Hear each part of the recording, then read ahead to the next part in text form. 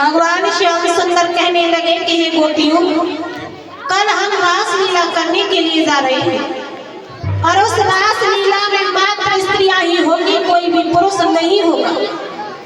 इतनी बात सुनकर के आज सभी स्त्रियां वहां से वापस लौट आई और इधर कैलाश पर्वत पर मैया पार्वती जी रास लीला के लिए तैयार होने लगी।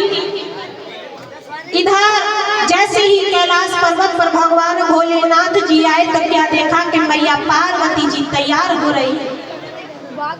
भगवान भोलेनाथ जी ने कहा कि हे पार्वती जी, आज आप इतना सज धज करके कहाँ जा रही हैं?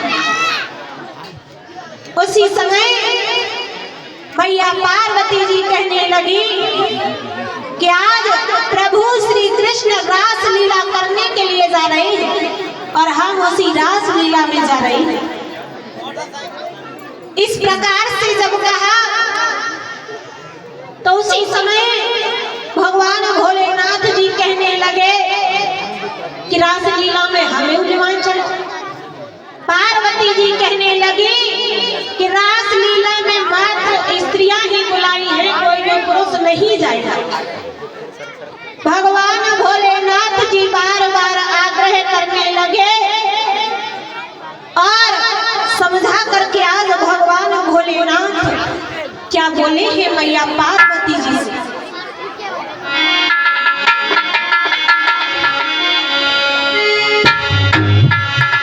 बोले शंकर जी गौरा से एक दिन, बोले शंकर जी गौरा से एक दिन, गौरा विवाह पर चले।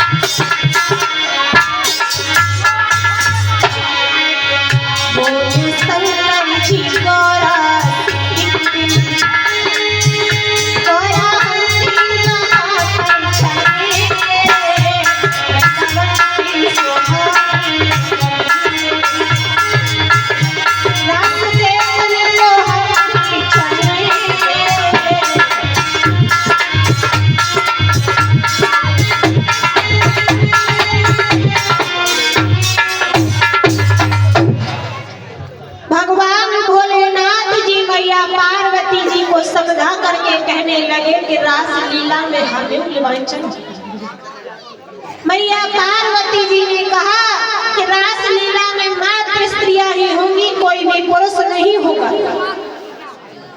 भगवान भोलेनाथ कहने लगे कि हे पार्वती जी, देखो हमने आज तक तुमसे कुछ नहीं मांगो, आज मांग रहे हैं लेवांचन। चाहे कैसे लेवांचन। मैया पार्वती जी ने भगवान भोलेनाथ जी को बहुत समझाया, लेकिन फिर भी जब वो नहीं माने तो पार्वती जी कहने लगी कि यदि नहीं मान रहे हो तो हो जाओ तैयार, और साड़ी को निकाल करके लाई। और क्या बोली है आज मैया पार्वती जी,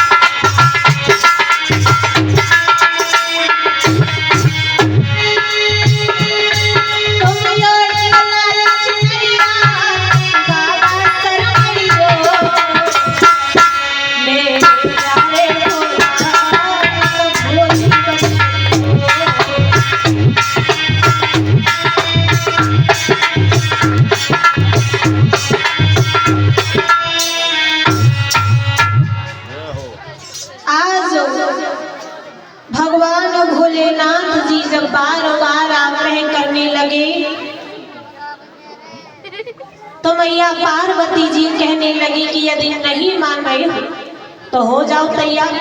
और साड़ी को निकाल करके लाई और जैसे ही भगवान भोलेनाथ जी को पहनाना शुरू किया तो इतने लंबे भोले बाबा कि साड़ी घोटू के बराबर है, साड़ी की तो कैफरी बनी गई।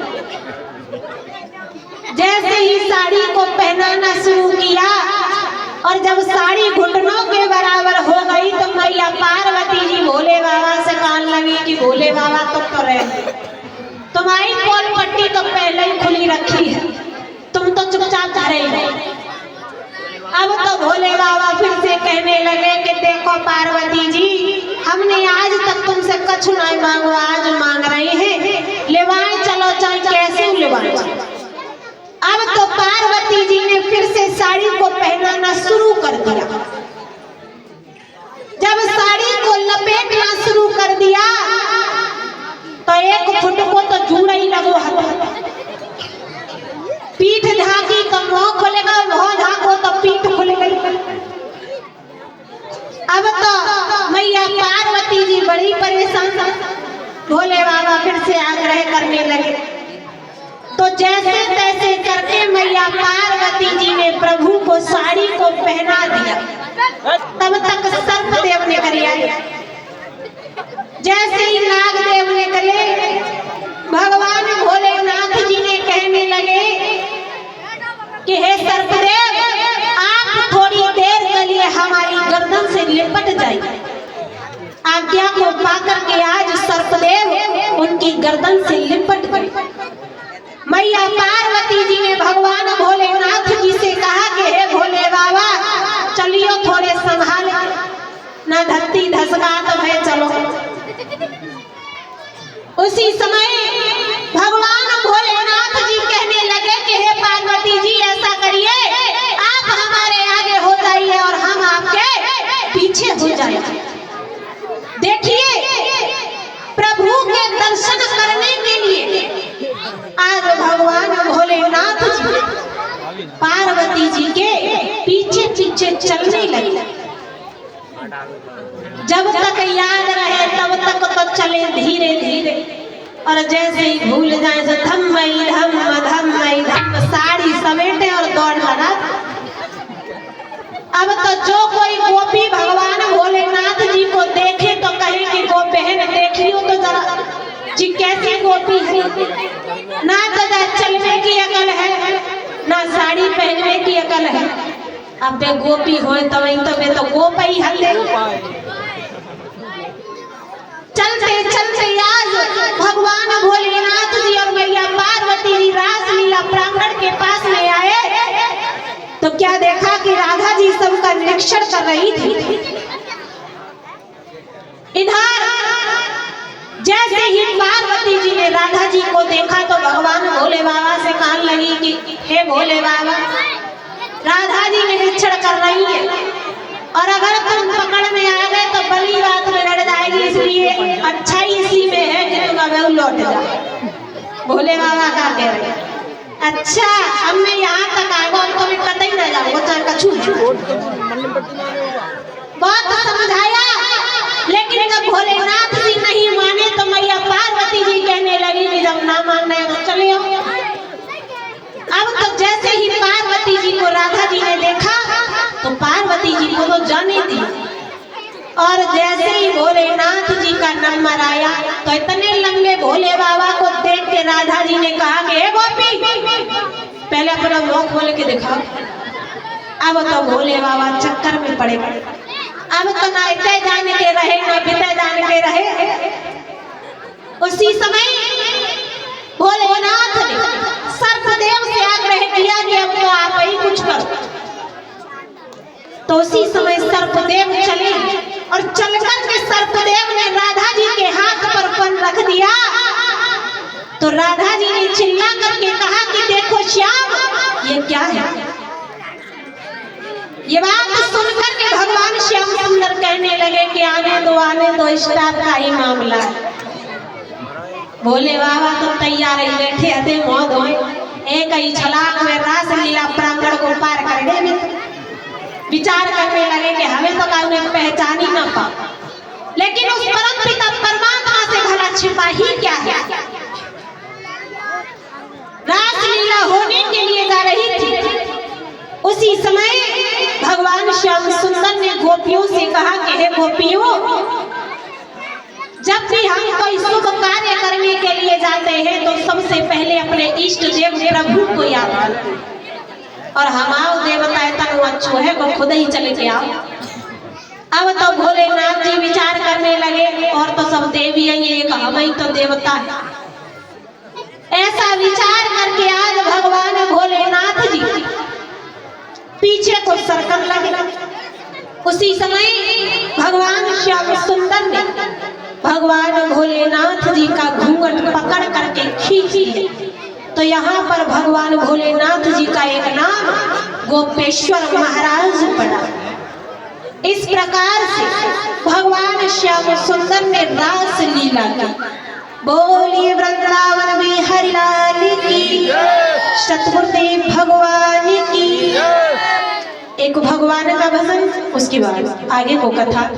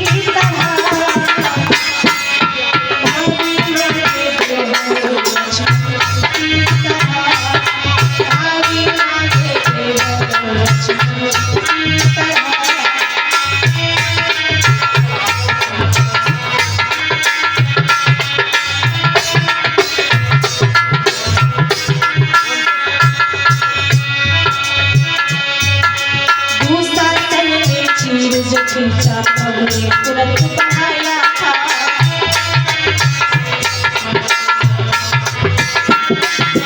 हरी सभा में श्री कृष्ण ने भाई पर सिखाया था।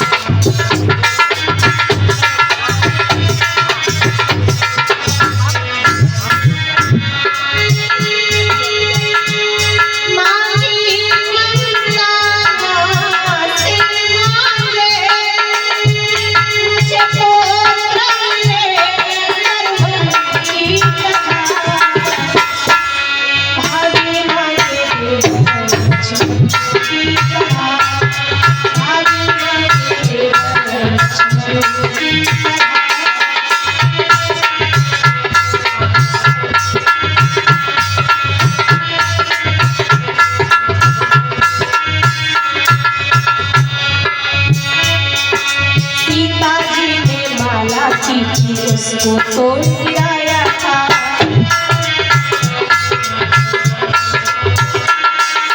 हरी सभा में हनुमान ने तीनों चीज दिखाया था।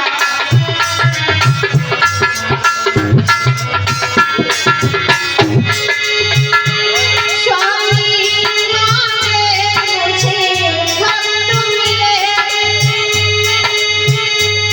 मुझे भक्त मिले की तरह। आगे आगे लक्ष्मण की तरह, आगे आगे लक्ष्मण की तरह।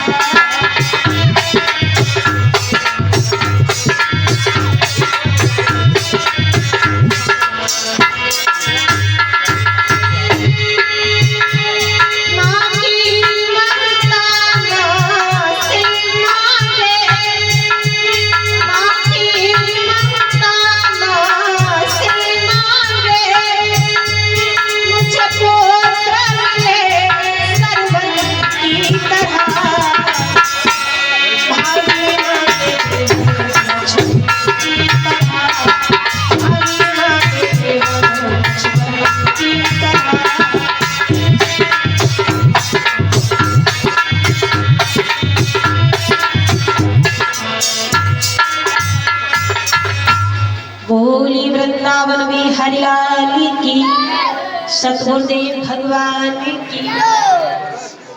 सब में कंजूसी करो लेकिन जय। और बलराम जी मथुरा के लिए चले।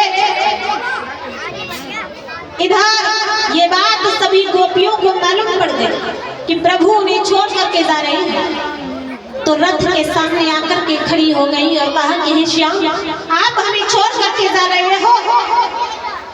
प्रभु ने कहा कि हे गोपियों, आप विलाप ना करो, हम मामा कंस के यहाँ यज्ञ देखने के लिए जा रहे हैं और हम वर्षों तक वापस लौट आए। इतना कहकर के आज भगवान श्याम सुंदर ने अपना रथ आगे बढ़वा दिया। चलते चलते भगवान श्याम सुंदर आज मथुरा नगरी में आए तो ग्वाल वाले कहने लगे कि भैया हमारे पास में अच्छे वस्त्र तो है ही नहीं। प्रभु ने कहा कि आप चिंता न करो, कोई ना कोई व्यवस्था करेगा। तो क्या देखा कि सामने से एक धोबी चले आ रहे थे जो कि कंसराज के धोबी थे। तो भगवान श्याम सुंदर ने कहा कि भैया हमें वस्त्र किराए पर दे दो। जैसे ये बात कंसराज के धोबी ने सुनी तो कहा कि तुम्हें पता भी है ये वस्त्र है किसके, जो तुम इन वस्त्रों की लालसा रखते हो, ये कंसराज के वस्त्र हैं। जैसे ही इतनी बात प्रभु ने सुनी तो धोबी के गाल पर एक खींच करके तमाचा मारा और धोबी लोट-पोट हो गया और परम धाम को चला गया। ग्वाल वाल वस्त्रों की पोटली पर टूट पड़े।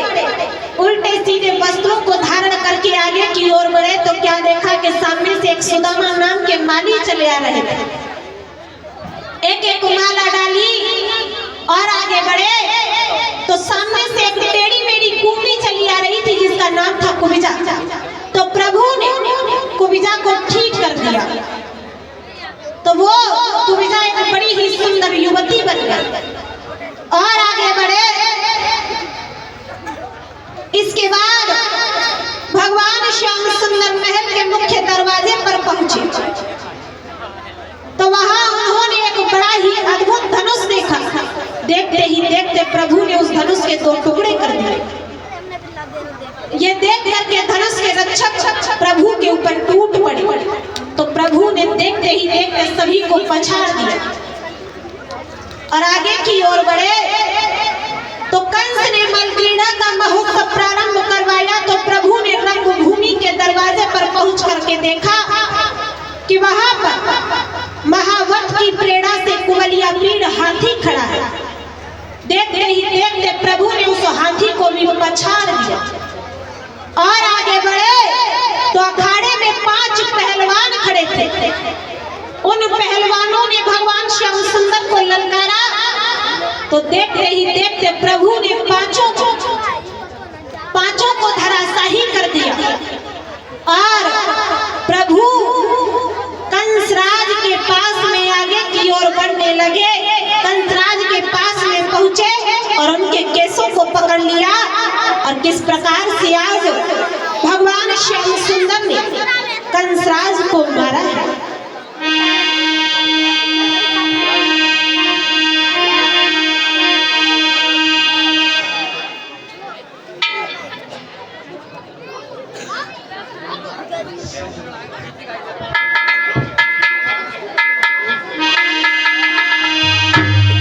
आज किस प्रकार से भगवान श्याम सुंदर ने कंसराज का वध किया है। आरे के सगहे थे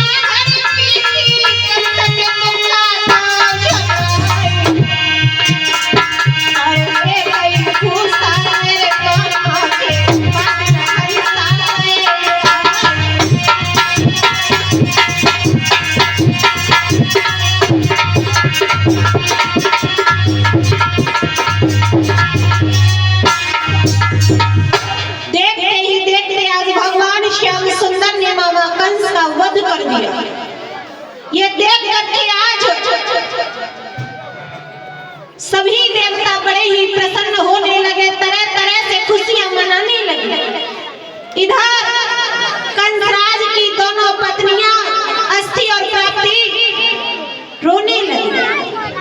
तो भगवान श्याम सुंदर ने अपनी दोनों मामियों को समझाया और उसी समय मथुरा के जेल खाने में पहुंचे और अपने माता पिता के हाथों से हथकड़ियां और पैरों से बेड़ियां निकाल दी और अपने माता पिता को आजाद कर दिया। उसके बाद भगवान श्याम सुंदर अपने नाना उग्रसेन के पास में आए, हाथों से हथकड़ी और पैरों से बेड़ियां निकाल और पुनः राज तिलक कर दिया। तो उग्रसेन पुनः अपने राज्य को भली भांति चलाने लगे। बोलिए वृंदावन बिहारी लाल। जैसे ही ये बात उनके पिताजी ने सुनी तो उसी समय 11 अक्षौहिणी सेना को लेकर के उन्होंने यदुवंशियों की नगरी को चारों ओर से घेर लिया। युद्ध हुआ तो प्रभु ने देखते ही देखते जरासंध को परास्त कर दिया। इधर प्रभु ने विचार किया कि अभी जरासंध को नहीं मारना चाहिए, क्योंकि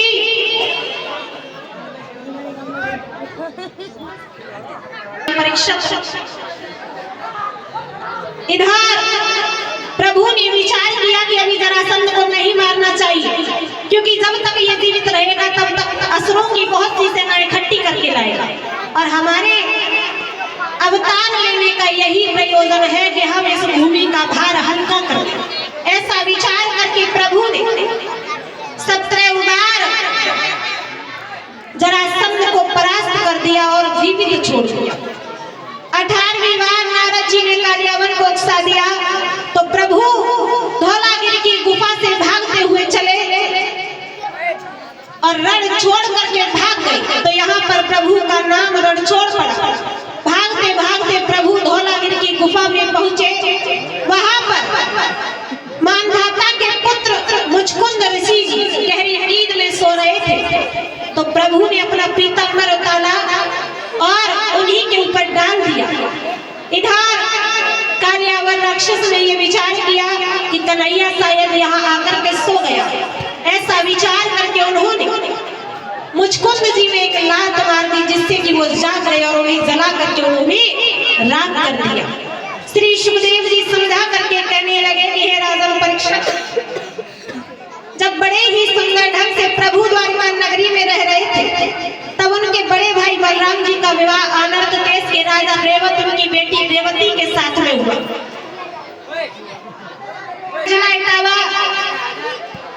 तहसील भरतना के पास में कुदरकोट नाम का कस्बा था, जिसे पहले कुंदनपुर के नाम से जानते थे।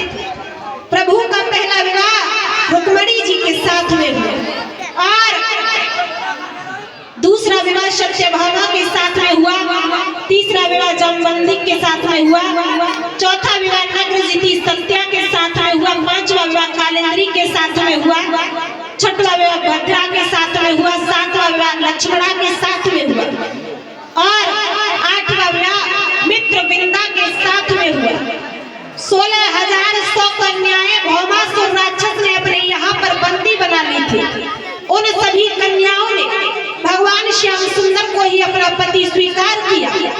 तो भगवान श्याम सुंदर ने भौमासुर राक्षस का वध किया और 16,100 कन्याओं के साथ में विवाह किया।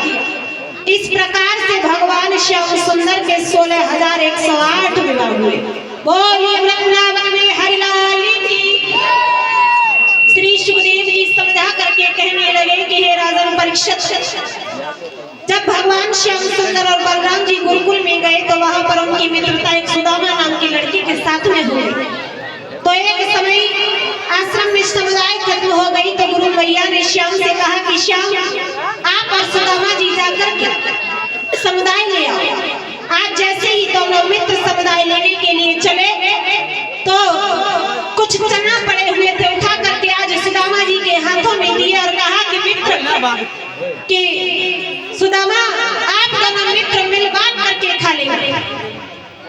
इधर भगवान श्याम सुंदर समुदाय इकट्ठी करने लगा और इधर सुदामा जी ने अपने मन में विचार किया कि चना बहुत कम है और यदि मिल बांट करके खाए तो और भी कम रह जाए। ऐसा विचार करके उन्होंने अकेले ही वो चना चाटना प्रारंभ कर दिया। और चना कोई ऐसी वैसी चीज नहीं है, खाओगे तो आवाज जरूर हो। जैसे ही चना चाटना प्रारंभ किए तो कट कट की आवाज होने लगी। उसी समय भगवान श्याम सुंदर कहने लगे कि भैया हमें ऐसा लग रहा है जैसे तुम मजू खा रहे कि ना भैया, ठंड की वजह से हमारे दांत पटर पटर कर रहे हैं, खाए कुछ ना रहे कि भैया हमारी एक बात जरूर ध्यान रखना। और समझा करके कहा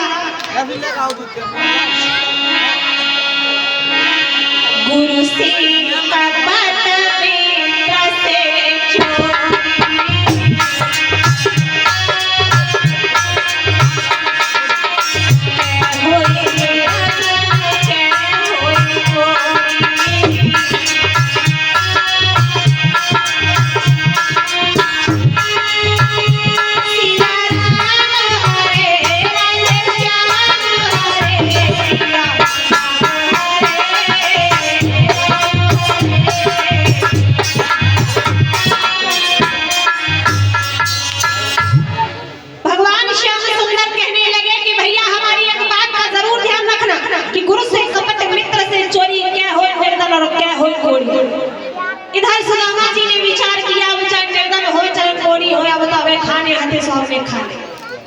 इधर विद्यापूर्ण होने के बाद में प्रभु अपनी द्वारिका नगरी में वापस लौट आए और इधर सुदामा जी अपनी नगरी के लिए वापस लौट आए।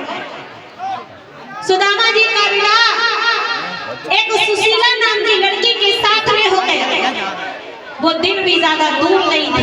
उसी श्राप के कारण सुदामा जी के ऊपर दिन प्रतिदिन गरीबी आने लगी। तो एक दिन इतनी गरीबी आ गई कि अब तो सुदामा जी द्वार द्वार पर भीख मांगने लगे। तो उसी समय सुशीला ने कहा कि हे स्वामी जी क्या बात है, आप चाहे एक घर मांगो या 10 घर मांगो, लेकिन हम फिर भी भरपेट भोजन नहीं कर पाते।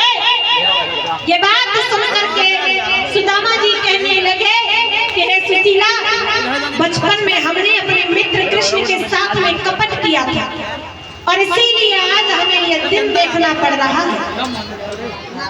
जैसे ही श्री कृष्ण का नाम सुना, सुशीला कहने लगी कि हे स्वामी जी, वो द्वारिकाधीश श्री कृष्ण आपके मित्र हैं और फिर भी आप इधर उधर भटक रहे हैं। माताएं बहनाएं जो जा रही है वो परीक्षक सुशीला ने कहा कि हे स्वामी जी, वो श्री कृष्ण आपके मित्र हैं और फिर भी आप इधर उधर भटक रहे हो। एक बार आप अपने मित्र से भेंट कर। उसी समय सुशीला 3 मुट्ठी चावल लेकर के आई। तो आज उसी समय सुदामा जी अपने मित्र के यहाँ पहुंचे, बड़ा ही आदर सम्मान हुआ। तो उसी समय भगवान श्याम सुंदर ने कहा कि भैया हमारी भाभी ने हमारे लिए लक्ष्मण भेज। उसी समय सुदामा जी कहने लगे कि भैया तुम्हारी भाभी का भेजती, हमारी हालत को तो तुम देख ही रहे हो। जैसे ही ये कहा तो भगवान श्याम सुंदर कहने लगे कि जिस झूठ के कारण आपकी आज ये हालत है, वही झूठ आप फिर से बोलने जा रहे हो। इतना कहकर के आज प्रभु ने वो चावलों की पोटली निकाली और चावलों को चावना प्रारंभ कर दिया। इधर 2 मुट्ठी चावल सुदामा जी ने चाव लिए और 2 लोग प्रभु ने सुदामा जी को दे। तीसरी मुट्ठी चावल जैसे ही चावने के लिए चले तो रुक्मणी जी ने उनका हाथ पकड़ करके तीसरा लोग बचा लिया। इधर सुदामा जी वापस लौट करके अपनी कांचन नगरी में आए तो क्या देखा कि जिस जगह उनकी कुटिया पड़ी हुई थी वहीं पर एक बड़ा सुंदर महल खड़ा है। विचार करने लगे कि अच्छे हम द्वारिका नगरी में गए, हमारी तो कुटिया उन्हें हटा दो। उधर क्या देखा कि सुशीला आरती की थाली लेकर के खड़ी है। सुशीला ने कहा कि हे स्वामी जी चले आओ, ये आपका ही महल है। जैसे ही ये देखा तो आज सुदामा जी बड़े ही प्रसन्न हुए। उसी समय सुशीला ने सुदामा जी की आरती उतारी। इस प्रकार से भगवान श्याम सुंदर ने सुदामा जी की गरीबी को दूर किया। श्री सुखदेव जी समझा करके कहने लगे कि हे राजन परीक्षित, आज कथा का अंतिम चरण है। इधर 1400 शिष्यों को लेकर के गुरु धन्वंतर जी चले परीक्षित जी को बचाने के लिए। तो तक्षक रास्ते में ही मिल गए। तो तक्षक ने पूछा कि आप कहाँ जा रहे हैं? तो उन्होंने कहा कि हम परीक्षित जी को बचाने के लिए जा रहे हैं। तक्षक ने कहा कि आप हमारे जहर से उन्हें नहीं बचा सकते। गुरुजी ने कहा कि हम जरूर बचा लेंगे। कहा तो फिर पहले परीक्षण कर लो, और कहा कि हम इस हरे भरे वृक्ष को फिर से सुखा सकते। इतना कहकर के तक्षक ने उस हरे भरे वृक्ष पर फुसकार मार दी तो वो वृक्ष सूख गया। गुरुजी ने कहा कि हम इस सूखे वृक्ष को फिर से हरा भरा कर सकते हैं। और उन्होंने अपने मंत्रों के आवाहन से उस वृक्ष को फिर से हरा भरा कर दिया। इधर तक्षक ने विचार किया कि ये गुरु नहीं मानेंगे और रास्ते का कांटा जरूर बनेगा, इसलिए इन्हें पहले रास्ते से हटाना चाहिए। ऐसा विचार करके उन्होंने एक छड़ी का रूप बना लिया और जिस रास्ते से गुरुजी जा रहे थे उसी रास्ते में आकर के वो लेट गए। जैसे ही गुरुजी की नजर उस छड़ी पर पड़ी तो विचार करने लगे कि शिष्यों, ये छड़ी कितनी सुंदर है, इस छड़ी को उठा करके हमें दे दो। आज जैसे ही गुरुजी ने उस छड़ी को उठा करके अपनी पीठ पर घुमा करके रखा तो तक्षक ने पीठ में फन मार दिया, क्योंकि जहां तक गुरु धन्वंतर जी की नजर जाती थी वहां तक सर का जहर काम नहीं करता था और पीठ वो देख नहीं सकते थे। तो जैसे ही तक्षक ने काट लिया तो गुरु ने कहा कि अब हम वहीं बचेंगे, अब आप थाली बजाओ। तो ऐसा ही किया। उसी समय तक्षक बाबा का रूप धारण करके आए और उन्होंने कहा कि आप ये क्या कर रहे हैं?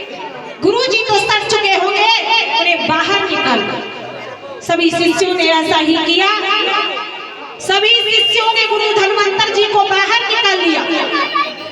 इधर गुरु धन्वंतर जी ने अपने शिष्यों से कहा कि शिष्यों, आपने हमें बाहर क्यों निकाला? तो कहा कि एक बाबा आए थे। धन्वंतर जी कहने लगे कि वही तो तक्षक था, और कहा कि अब हम नहीं बचेंगे, अब आप सभी हमारे मरने के बाद में हमारे मांस को पका करके खा लेना, तो आप सभी हमारे बराबर विद्या में निपुण हो जाओगे। सभी शिष्यों ने ऐसा ही किया। गुरुजी के मरने के बाद में उनके मांस को पकाना प्रारंभ किया और जैसे ही खाने के लिए बैठे तो तक्षक बाबा का रूप बना करके आए और कहा कि अरे शिष्यों, ये क्या कर रहे हो? जिन गुरु की आपने दिनों रात सेवा की, यदि उन्हीं के मांस को पका करके खाओगे तो नरक में भी जगह नहीं मिलेगी। तो कहा तो क्या करें? तो तक्षक ने कहा कि आप इन हड्डियों को नदी में फेंकवा दो। सभी शिष्यों ने ऐसा ही किया।